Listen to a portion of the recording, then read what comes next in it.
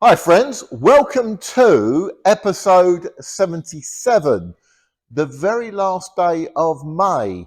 Tomorrow's June, it's Sunday the 1st of June tomorrow, and the weather is, well, dull, but it's not too bad. It's excellent for this kind of stuff. Been up here a couple of times this week doing some woodwork. It's taken a bit longer than I planned. Everything I do with this takes loads longer than I planned.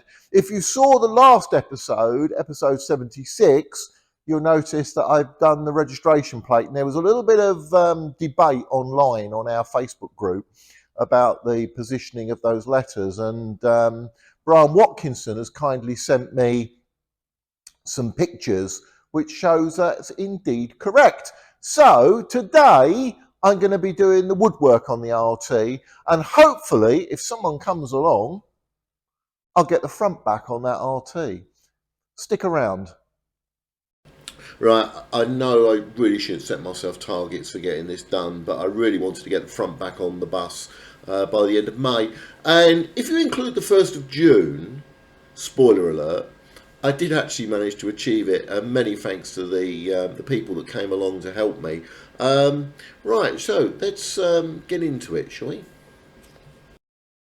Okay, the weekend has finally arrived, and we got some assistants to help put this back on. Did it go well? Let's see. Right, before we get to that, and I have to get my bleep machine ready because I swore a lot of times putting that bonnet on, and yeah, it was an interesting little event. Anyway, before we do that, this is the frame of the RT, and as you're aware, if you've watched some of my previous ones, the wood has a habit of rotting out, and I'm replacing all the wood, or majority of it, on the near side. So those bits that go above the window and below the window need to come out, and they need to be stripped down and replaced. So this weekend was the first time I got the opportunity to make a fairly constructive start on the near side of the bus.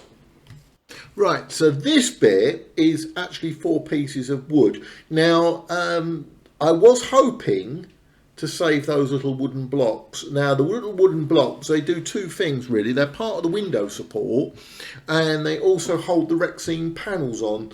But just above that, you see that little piece of wood that is separating away. And I've done that deliberately for the picture. But I needed to retrieve that. Now, what it is it's screwed on the top of that piece of wood there, the main length that you see sort of in the middle of the shot. And that then creates a little gully for the little strip that sits inside. So where you've got between the ceiling and the Rexine panel, you've got this very nice little cream sort of band with a little red line in the centre of it. And that basically is where that sits in that little groove. Now, I was able to retrieve and save as best I could that first little piece of wood. But the second pieces had all suffered from significant rot, needed to come out. But those little blocks I genuinely wanted to save, but it wasn't entirely going to work out as I planned. Unfortunately, as soon as I started to remove them, they just split into several pieces. Yeah, I was kind of prepared for it, and I thought, and you can see the sticky tape I put on the one at the end, that's just masking tape, but I really wanted to keep them intact just in case I had to glue them back together again and come up with some cockanamey scheme to put them back. But actually, I had a bit of a plan up my sleeve if they really gave me trouble. But the first thing I wanted to do was to actually remove them as best as possible. And it took forever because those screws are all rusted in. And they were not going to give out without a fight. That took about half an hour to achieve that. And I only got another 3 to go. But luckily I didn't film all of that. Aren't you the lucky ones? Anyway, yes, so here are 3 of the blocks I managed to save out of the 8. The others, unfortunately, were split or not usable. Right, so this is the bottom bit of wood that sits just underneath the window. So the one you just saw me doing just now, that's the one that sits on the top. This is the one that's just below. Unfortunately, getting the screws out, I kept snapping my little bits off my powered screwdriver thingy, but there you go. But I spent probably most of the day fiddling about with that, so I really did want to get on with something else, but this is probably one of the more boring aspects of restoring an RT. So it's much more fun to actually make things. So here I am in my router. What it does is basically it sort of planes wood. I suppose that's a very simple way of putting it. But these bits that sit underneath the window have got some edges routed or cut out of them. So I needed to make them so they'd fit back in. But this is the one for the lower deck window. So after fiddling around with the router for a while, I finally came up with this. Right, and as they say, I think, is it in Blue Peter? Here's one I made earlier. Well, actually, in this case, a darn sight later. Right, on the left-hand side, you've got the ones that sit just underneath the window. They've got little grooves cut in them. That's where the seat brackets are. And on the middle, you've got the 3 of the 4 sit just above the window. So you can see those little blocks are in. I found kindly somebody made me some ages ago, and I didn't really want to use them. I thought, well, you know, so anyway, I fitted them in and used them. There's a little groove halfway down. That's for the light fitting. There's a little plate that holds the light in place. So there's a little groove cut in it for that. And on the far side, in the other corner, we have the rotted previous wood that came out. What I now need to do is that wood plus the bit that's above. There's a little line above as well that I did. That lot will all be sort of preserved with cuprinol or whatever I can find to do it. So and then they'll be fitted back on the bus. And then I've got the momentous task of probably taking part of the floor out to do the rotted wood around the wheel arch. So there we are. Yeah, getting there, I suppose, somewhat slowly. It's really nice to get something almost completed. I say almost, there's still a few little things to do on this. Here I am, as it says here, October 24. 7 months I've been working on this corner of the bus. And at long last, we're now seeing the end of the project on this bit. Anyway, so this is October. But did we have some problems along the way? Most of them completely unexpected. So this is the engine compartment before I started to strip it all down. Basically the injectors, you can see 5 of them there. There's one hidden away just up this end of the picture. And the header tank and the little fuel filter. All of that stuff came out during the next ensuing months. Right, and this is the front of the bus with the wing removed. Now, the wing is still posing a bit of a problem for me, and I'm going to look at doing that, getting it straight, because the little bolts that hold it down have distorted it slightly. But as you can see, the plate that holds the wing in place is really, of itself, pretty much distorted. So, yeah, I'm going to have to do a little bit more work on that. I had thought I got it straight and got it okay, but I just need to do a little bit more work on that. But notice the inner wing is pretty cruddy, but everything else is there. You've got the headlamp there, the dumb irons are still green. So, yep, that was work needed doing as well. Right, in the usual place where I put all my stuff requiring attention, here is the front of the bus. There's almost everything there.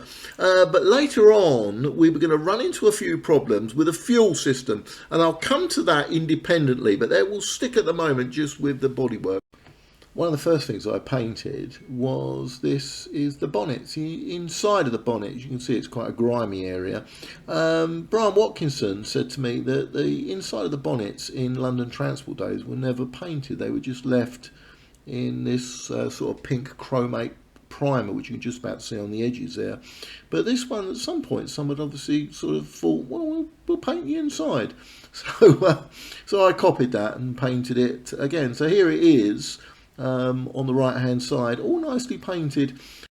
Meanwhile, a slightly bigger area to work on is this. There's a bulkhead around the front. Now this stuff here just sort of centre of shot That's immovable. I can't remove that. Well, I could, I suppose, but it would have been a horrendous job to take that off. And I have been warned, whatever you do, don't try and take that bulkhead off because it will cause so much trouble. So here it is, paint stripped and rubbed down. I've also cleaned the chassis as well and the road spring at the bottom there. Well, I know they don't look it, but they're actually quite clean. So they're ready for a coat of silver. The blind box and the ceiling, that sort of canopy bit, I'd already done, which you can see why the green sort of peters out about halfway down that semaphore box on there. And the part of the back bulkhead has been taken off, but everything in the engine compartment is still intact. And here's the side-by-side jobby. The bus is now in a primer coat. That's the first primer coat. And that paper was going to stay there for quite a while. And for comparison, on the right-hand side, we have what it looked like about 2.5 weeks ago. So as you can see, the bulkhead's all nicely painted. The black's been done inside the bonnet. I've tidied up those pipes. The fuel pump looks very nice. I did say I'd come to that, didn't I? Yep, so there you are. That's what it looked like before we put the bonnet back, the wing back, and all the other bits and pieces to make it actually look like a bus again. But doesn't that look nice? Also, the 403 blind's been put in as well. That's my enthusiasm for blinds, I suppose. Also in November, I acquired this bonnet plate from my friend Roy Gould. It was part of the late Jill Viner's collection. Jill was the first female bus driver for London Transport. So this is one of her collections, or part of her collection, from RT 4225, as it says on there. It shows the lovely sort of gold sort of lettering with the black outline. I mean, it was really very classy, and the early Route Masters also had all of that as well. Later on they ended up with white. So just above is the original garage plate, or bonnet plate rather, that came off of RT 3461, and I despite it looking really quite scruffy, I wanted to keep it. Plus the fact it gives me a good sort of guide for when I make do the transfers for the bonnet. So having the original will really help. So unfortunately, RT 4225 disappeared in the paint stripper. So this, friends, was where it was about to go very slightly wrong. This is the engine oil, or it became very, to use a term, fixotropic, which means non-drip. It came out really slowly. It came out like ice cream. And I was surprised because, you know, the engine hasn't turned over for 35 years. So I think what's happened is the sediment has all made its way to the bottom of the engine and then just sat there. Well, just after this came out, it came out like normal engine oil. So anyway, so I replaced it with new engine oil and put some of these pictures up online, and a couple of people contacted me and said, I think you're going to have a look at that a little bit more detail. Now, just above the shot there, you can see those 4 bolts. That's what's called the oil strainer. Just in there is this little sort of metal tray, basically, with like I said, a bit of a metal filter. And they were never stripped out at bus garages. It wasn't done as part of the service regime. They did it, I assume, at Chiswick when they stripped the engines down, but they were not asked to do them in garages. So I was about to undertake something that hadn't been done in garages. But thank you to Tim Hines and Brian Watkinson for giving me a little bit of advice. As a result of which, I dropped all the new oil out. I say dropped, you know what I mean, but took the plug back off, dropped the fresh oil that I'd put in, and it has actually picked up quite a lot of the carbon from before. And then I removed the oil strainer, and never having done this before, I really expected that, having dropped all the oil out the engine, that there wouldn't have been much oil in there. Oh, but yes, there was. So that, dear friends, resulted in yet another clean-up of the barn floor. So with the oil separator finally back in the bus, and with another set of new engine oil, it was time to get on with this. This, on the right hand side, you'll see the picture at March 25. Now, you might recall from very previous episodes I'd actually rewired the bus. So this is the side lamp, which is now working on all my new wiring. So I was quite pleased to get that going, and I thought it actually looks quite pretty. So yeah, a bit of a contrast over that 6 months. So I thought while the front of the bus was off, I might as well do this. These are the injectors, all 6 of them. You saw earlier on 5 of them. There was one hidden away just behind the radiator. But anyway, this is all 6. And I thought, in my infinite wisdom, bearing in mind, and I know I've said this many times before, apologies for sounding boring, but this bus was parked up in this position. It ran fine. There was no issues with it whatsoever. So there's no reason to believe there's going to be anything wrong with these 6 injectors. Well, so I took them to our friendly diesel injector and fuel pump expert over at Croxley, a chap called Dave. And Dave took them in, and I said, just want them serviced and give me a shout when they're ready. A couple of days later, Dave phoned me up and he said, they're in a really bad condition. They're actually, 5 of them are almost seized, and 1 of them is wet nosing. Now, what wet nosing means is it doesn't cut off the fuel, so it just continues. When it should, there's a little spring in there which cuts off the fuel at a certain pressure. So this wasn't doing that. Which meant basically it would put unburnt diesel into the cylinder, which eventually would potentially burn out the cylinder. We get it on modern buses as well. So, the injectors go down, and then they can actually wreck an engine. So yeah, and then he had the secondary problem was getting the bits to fix them. But he knew what he was doing, and I was pretty confident that once they came back, I was going to get that engine started, and I really wanted to get it started for its birthday. Its birthday was February, when it entered service at Watford Bus Garage. And as I say, it was target for me, plus it was a target for the time that I actually owned it as well, 40 years. So I really, really wanted to get this done. So with huge expectation, I took these back to the bus. So I connected up to this thing here. That's the fuel pump, if you've never seen one before. And if this is the first time you've ever watched these videos, yeah. Put the injectors back in the bus. Really hoped that she was going to fire. No way. This fuel pump had given up as well. And this is going to be a very expensive project now.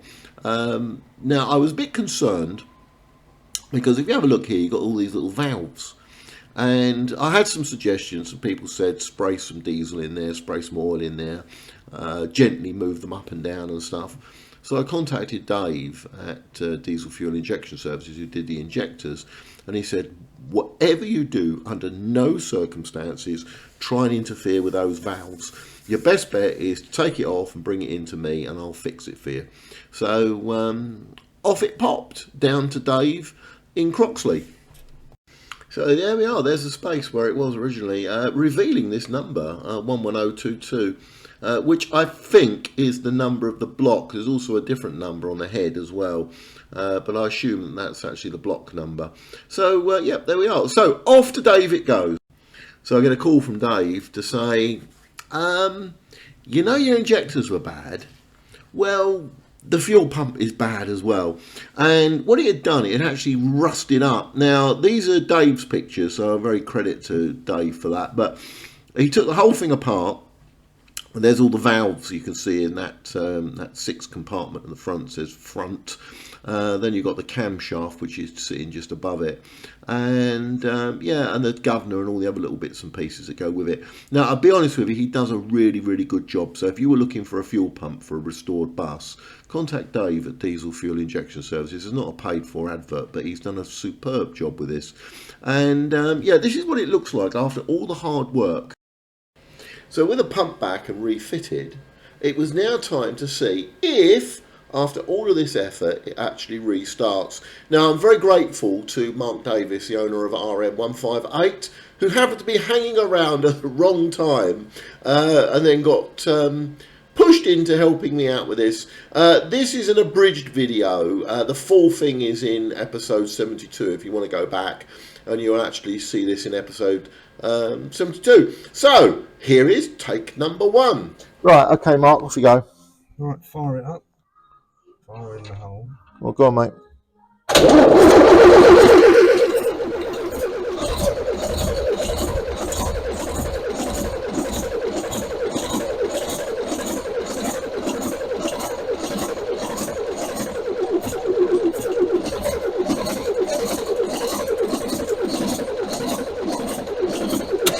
Stop there.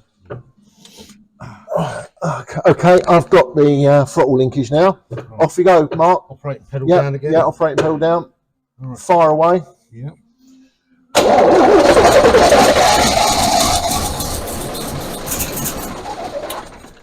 Okay. Getting now. Say when. Right, I've got the thing. Yeah, off you go.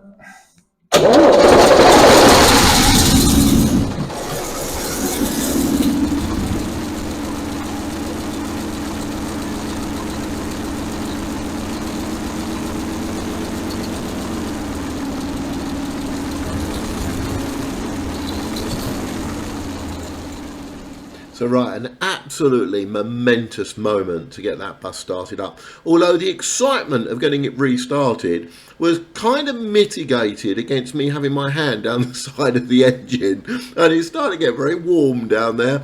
But anyway, thank you very much for Mark for helping out. Yeah, a momentous moment, even if it was April and we'd missed our deadline by a couple of months. But you know, that's what way it goes with an RT. So this brings us bang up to date, and I'm really grateful for Mark Davis and Peter Veer, who were hanging around in the other barn drinking coffee all day. No, they weren't really, actually. I was sorting through a load of stuff. But anyway, the bonnet is really quite heavy, and I needed to have some assistance to get it into back onto the engine compartment. So here goes us refitting the bonnet. Right, come on, guys, let's go then. Right. You alright? You're in, Pete. Yeah. Right, you okay there, Dee? Yep, just about. Do you want to? I'll tell you what, I'm going to somehow get in Yeah, here. if you get yourself happy. I use my head. Oh, well, there was a little sharp bit just a second ago. Oh. Right, okay.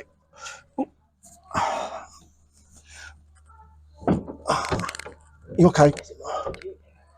Why is Mark trying to kill you? No, We need to. This block is up.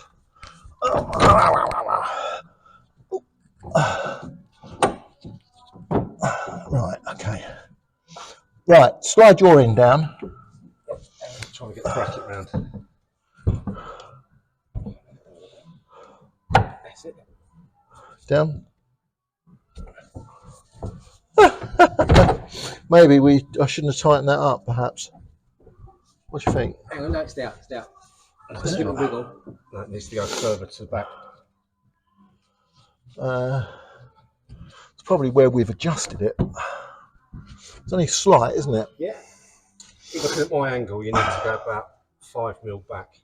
Well, I know if someone wants to go and get a spanner, we'll probably alter that. Trouble is, this is the end that's going to dictate it, isn't it? Yeah. I think we've over. You think we've gone too far? You think we've gone too far? There we go. Hang on. It's suddenly moved. There we are. Right, we're in my side. How's your side end. then? I don't know. Is your side out? Don't know. Still not quite right. Let's just drop her down a second. See what happens. Right, get everyone clear. Get clear. Ooh. Ooh. I don't want to go anywhere.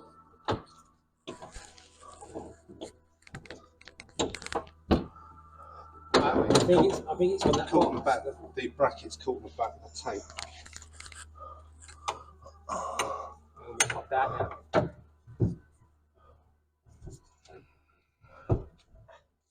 Right, I want to say a big thank you to Peter Veers and Mark Davis for giving me a hand to get this on. this has been a real struggle. The three of us. It is very heavy, but after all of that effort, it's not right. It had a bump clearly when it was in service with, like, I mean, all buses have bumps. I mean, you find one that hasn't. But yeah, it had a bump, I assume, on the front.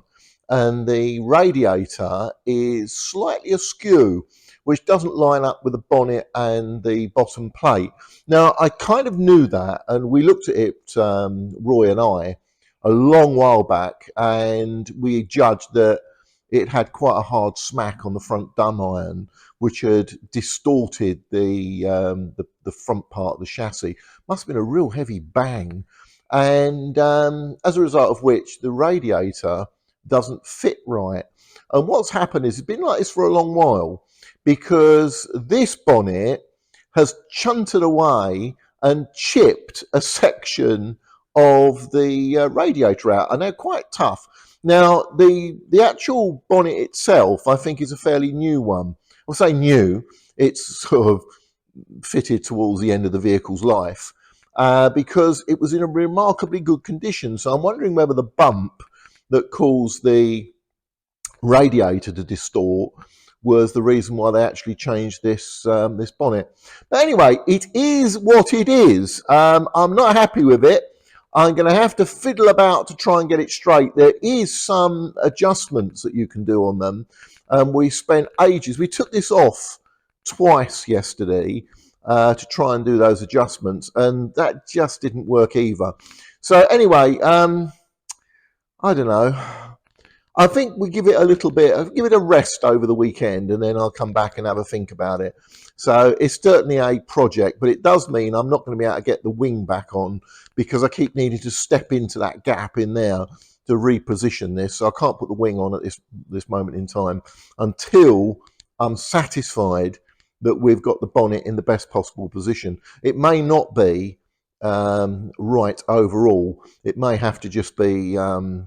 I have to just live with it, unfortunately, but because we're not going to get it right, I don't think, but we'll do our best. Right, let's push on. Right, so after that, I came back in on the Sunday, and I still fessed over that bonnet. So yeah, I took it off on my own. Actually, that thing is damned heavy. I've said this before.